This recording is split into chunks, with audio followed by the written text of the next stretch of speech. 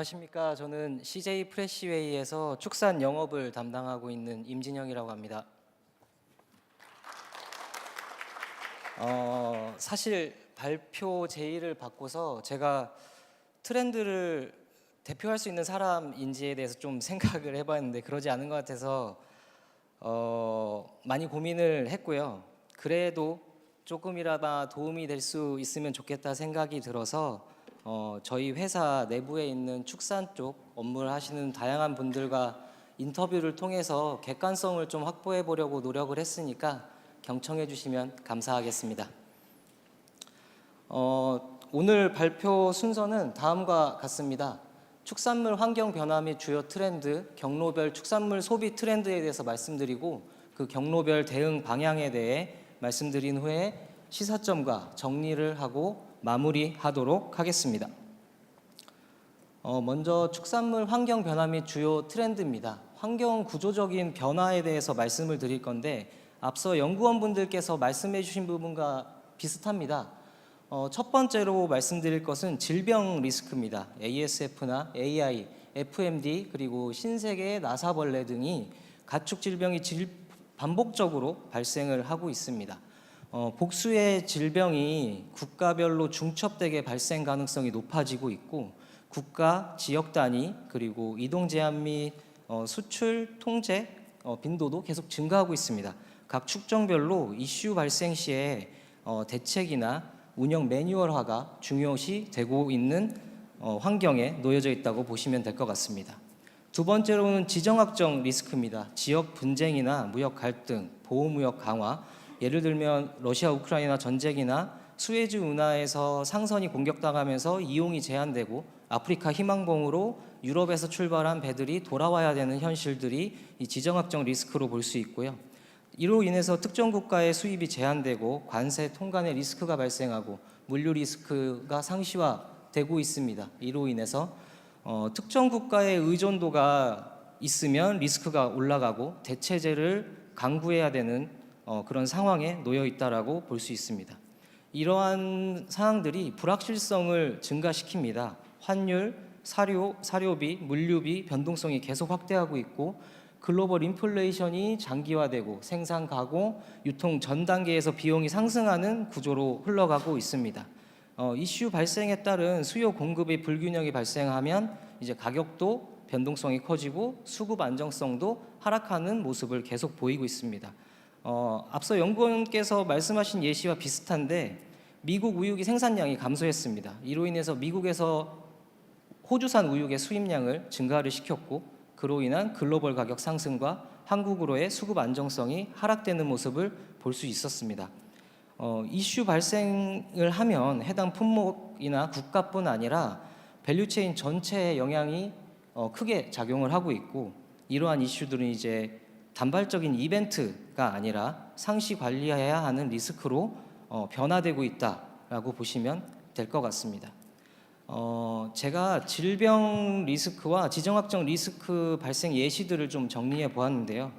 먼저 질병 리스크입니다. 이거는 제가 조금 객관성을 확보하려고 자료를 여기저기 찾아봤는데 어떤 자료에는 AI가 43개국에서 발생했다 이렇게 있는 자료도 있었지만 전라남도청의 누리집에 있는 자료를 활용을 했고 최근에 발생한 것까지 포함을 해서 좀 발표를 드려보도록 하겠습니다. AI는 지금 62개국에서 발생을 했습니다. 우리나라도 발생을 했고 미국도 최근에 발생을 하면서 돈육 가격이 올라갈 거라는 이제 수출자들의 예상이 있는 상황입니다. FMD는 76개국 그리고 ASF는 74개국에서 발생을 해 있습니다. 이러한 리스크가 발생을 했을 때 국내에 어떻게 영향을 미칠지는 사항에 따라서 많이 다르게 나타나는데요.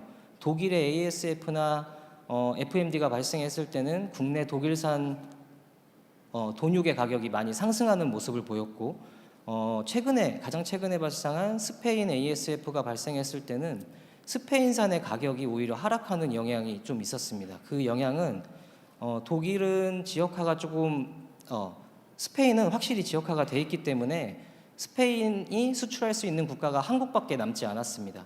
그런 영향 때문에 수입 가격이 좀 하락을 하고 그로 인해서 국내 가격이 좀 안정되는, 똑같은 질병이어도 다른 영향을 미치는 것을 봐서 점점 이 질병 리스크가 많이 복잡하게 작용을 하고 있다라고 보시면 될 것 같고요. 지정학적 리스크는 21년도 이후에 발생한 리스크들을 좀 정리해 봤습니다. 먼저 21년도에는 에버기븐스호가 수에즈 운하에서 자초되면서 한 일주일 정도 운항이 안 된 적이 있습니다. 이때 한 360여 척이 배가 밀려 있었고요. 그리고 이집트에서 현재 환율 기준으로 했을 때는 한 205억 정도의 통행료를 징수하지 못했던 사건이 있었습니다. 22년도에는 다들 아시다시피 러시아 우크라이나 전쟁이 발생해서 원자재 가격이 상승했었고요. 23년도에는 중동 지역에 지정학적 긴장이 강화되면서 23년 11월에는 홍해에서 상선이 공격당한 일이 있고, 그러면서 아프리카 희망봉으로 상선들이 이제 다 돌아서 오는 15일에서 20일 정도 추가로 날짜가 소요가 되는 상황이 있었고, 23년 말에서 24년 초에는 파나마 운하 가뭄이 있었는데, 파나마 운하는 하루에 한 35척에서 37척 정도 지나가는데 이 가뭄의 영향으로 한 20여 척으로 줄어들면서 물류 리스크를 야기한 상황들이 있을 수 있고, 이러한 사건들이 다 지금 국내 축산물 시장에 복잡하게 작용을 하고 있다라고 보시면 될 것 같습니다. 이러한 상황 하에서 지금 축산물 소비 트렌드를 좀 정리해 봤는데요. 첫 번째로는 운영 효율 가성비입니다. 사용 편의성, 규격화, 표준화 니즈가 계속 확대가 되고 있고, 인건비, 손실, 클레임 등 잠재 리스크를 최소화한 상태에서 운영을 하는 가성비, 즉 예전에 이제 가격상계 가성비가 아니라 총 비용 기준 관점에서 봤을 때 가성비를 계속 따지고 있다라고 봐주시면 될 것 같습니다. 두 번째로는 B2C 트렌드의 B2B 전이입니다. 가치 해석 중심의 소비, 그리고 가격보다는 설명 가능한 상품을 선호하는 B2C의 트렌드가 B2B로 전이가 되고 있다. 저지방, 고단백 중심의 건강지향 소비, 그리고 경로별로 맞춤 상품 니즈가 지속되고 있다고 볼 수 있습니다. 앞서 설명드렸던 리스크들 때문에 세 번째로 대체 가능성 확보의 트렌드가 또 있습니다. 특정 국가, 부위, 축종에 의존하려는 것을 좀 회피하고 있고, 동일 용도 내에서 복수 옵션을 확보하고 메뉴 설계 단계부터 대체를 전제로 한 구성을 하는 것을 트렌드로 볼 수 있습니다. 이러한 트렌드들이 각 경로별로 좀 어떻게 적용되고 있는지 정리해 보았습니다. 한 줄로 정리를 하면 경로 특화 전용 상품에 대한 니즈가 지속되고, 이러한 상품들이 매출 성장을 견인하고 있다라고 보시면 될 것 같습니다. 먼저 급식에서는 프리미엄 급식으로 따지는 키즈나 학교, 그리고 가성비로 따지는 일반 급식 시장에서도 각각의 시장에 맞춰서 맞춤 상품들의 요구가 계속되고 있고요. 최근에 흑백요리사와 같은 미디어 트렌드나 유명 셰프들의 메뉴를 급식 메뉴화하고 초빙 행사들이 증가를 하고 있습니다. 저희 지금 프레시웨이에서도 홍석천 셰프나 여경래 셰프, 이준 셰프를 초빙해서 메뉴화하는 행사들을 계속 진행하고 있습니다. 급식의 세 번째 트렌드는 주방이 없이 서비스를 받는 키친리스 급식입니다. 인플레이션이 계속되고 인건비도 상승하는 상황에서 주방이 없는 공간에서도 급식을 서비스를 받을 수 있게 하는 트렌드, 이런 것들이 지금 급식에서 보여지고 있다라고 보시면 될 것 같습니다. 두 번째로는 외식입니다. 외식은 프랜차이즈 중심으로 일관된 조리를 위한 가공 축산물, 세절이나 양념된 것들, 거기에 일관된 맛을 위한 자체 서비스, 자체 소스가 결합해서 운영하는 비율이 점점 증가하고 있는 상황입니다. 1인 가구, 가성비, 식편의 니즈가 강해지고 가성비 프랜차이즈나 패스트푸드가 성장을 지속하고 있다고 보시면 될 것 같습니다.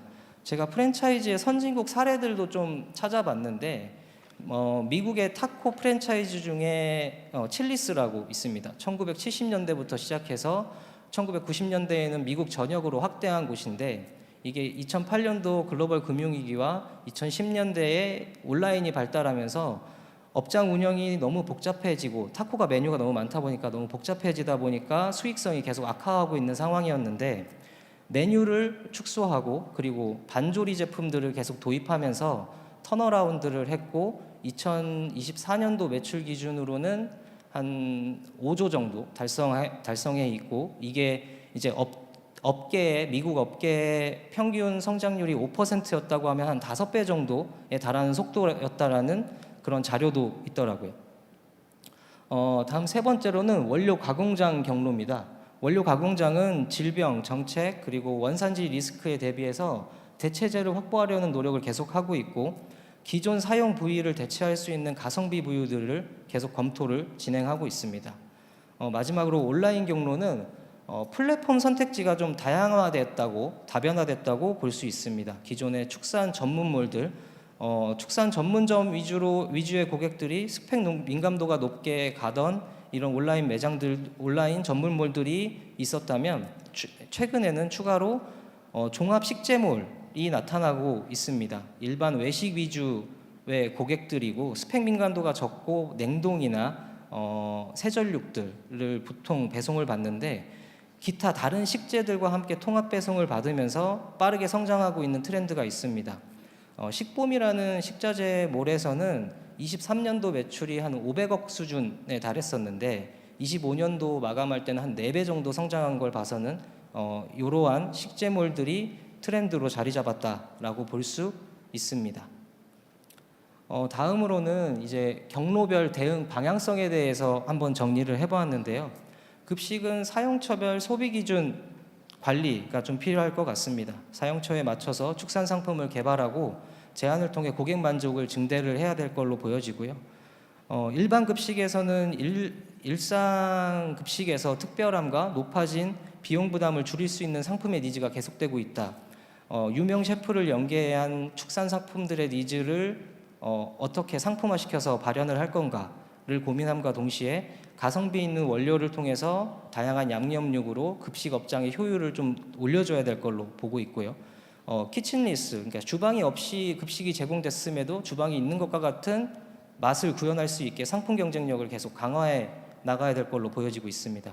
프리미엄 급식은 기존과 거의 비슷한 트렌드라고 보여지긴 하지만 마케팅 포인트가 있는 한우 한돈에 대한 니즈가 계속될 걸로 보여지고요. 고객이 원하는 스펙으로 포장해주고 상품을 좀 다변화해서 니즈를 맞춰 나가야 될 걸로 보고 있습니다. 외식은 수급 안정성과 운영 편의성으로 잡아봤습니다. 수급 안정하에 업장 조리, 운영 편의를 갖춘 상품들이 계속 확대될 걸로 보고 있습니다. 인플레이션 속에 이 프랜차이즈 쪽은 가성비 브랜드가 계속 확대될 걸로 예상을 하고 특히나 고객 소구점이 있는 육류 부위들, 항정, 토시, 안창 이런 부위들 또 메뉴화가 계속 확대되는 트렌드를 보이고 있기 때문에 이에 대해서 좀 준비를 하려고 하고 있고요. 일반 식당들은 점점 업장 크기들이 작아지는 트렌드가 있다라는 연구 결과가 있습니다. 이에 맞춰서 축산 상품들도 개발되어져야 된다고 생각을 하고 있고 인건비 및 운영 효율 극대화 상품을 강화하고 세절 양념 등 고객별로 커스터마이징된 상품을 개발해서 고객 만족을 좀 증대시켜 나가야 될 걸로 보고 있습니다. 세 번째로 원료 가공장 경로는 수급과 원가 관리로 뽑아봤습니다.